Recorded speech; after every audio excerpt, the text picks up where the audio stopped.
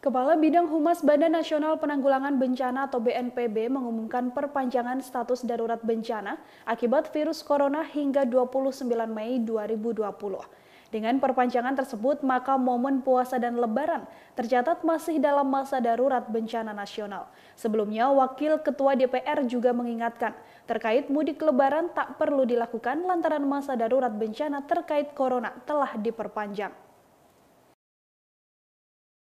Dikutip dari Kompas.com, keputusan perpanjangan masa darurat bencana akibat virus corona tertuang dalam surat keputusan BNPB nomor 13A yang ditandatangani oleh Doni Monardo, yakni Kepala BNPB. Jika menilik pada masa darurat bencana akibat corona, yakni 29 Mei 2020, maka puasa dan juga lebaran pada tahun 2020 ini akan masuk pada masa darurat bencana. Meski penetapan awal puasa akan ditetapkan melalui sidang isbat, namun hari pertama bulan puasa 1441 Hijriah diperkirakan jatuh antara tanggal 23 April hingga 25 April 2020. Sementara menurut kalender Hari Libur Nasional 2020, Hari Raya Idul Fitri jatuh pada 24 sampai 25 Mei 2020.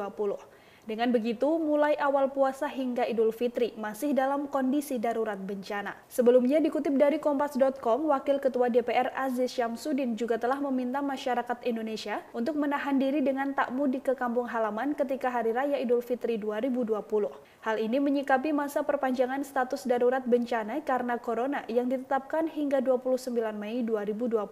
Aziz menyarankan agar momen saling memaafkan saat lebaran dilakukan melalui sambungan telepon atau fitur video call. Namun, ia mengatakan tak menutup kemungkinan masyarakat bisa melakukan mudik apabila kondisi wabah virus corona ke depannya semakin mereda.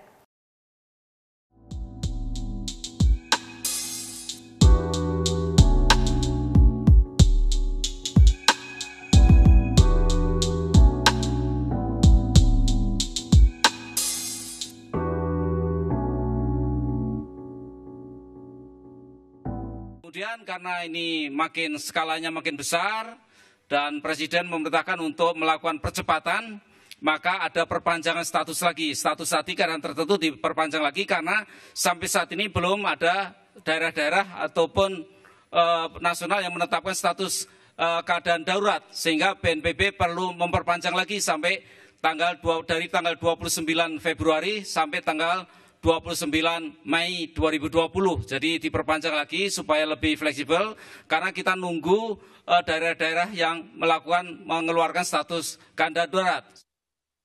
Demikian Tribunnews Update, nantikan berita terbaru lainnya hanya di tribunnews.com.